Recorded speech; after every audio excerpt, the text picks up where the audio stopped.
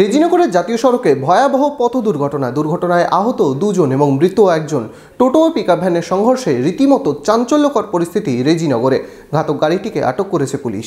বিশেষজ্ঞ চিকিৎসকদের সম্মিলিত প্রয়াস, চরক ও Jibak square diagnostic and research centre speciality ও মাল্টি স্পেশালিটি পরিষেবা নিয়ে এবার আপনাদের শহরে উন্নত ল্যাবরেটরি, সিটি স্ক্যান, ইমেজিং পরীক্ষা সহ বিভিন্ন পরীক্ষা করা হয়। যোগাযোগ 7477799962, 7477799963।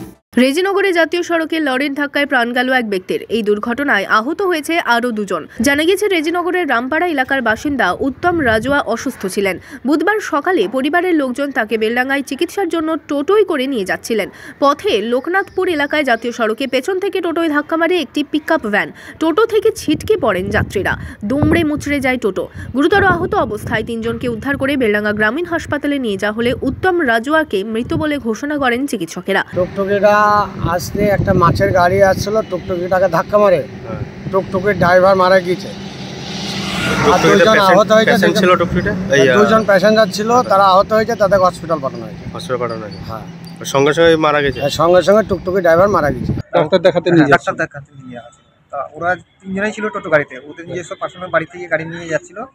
তা গাড়িতে যেটুকু আমি শুনলাম, শোনার পর জানলাম যে লরিতে ধাক্কাটা হয়েছে। আঘাত গুরুতর হওয়ায় মৃতের স্ত্রী উন্নতি রাজুয়ার ও শ্রীকান্ত রাজুয়াকে মুর্শিদাবাদ মেডিকেল কলেজ হাসপাতালে স্থানান্তরিত করা হয়।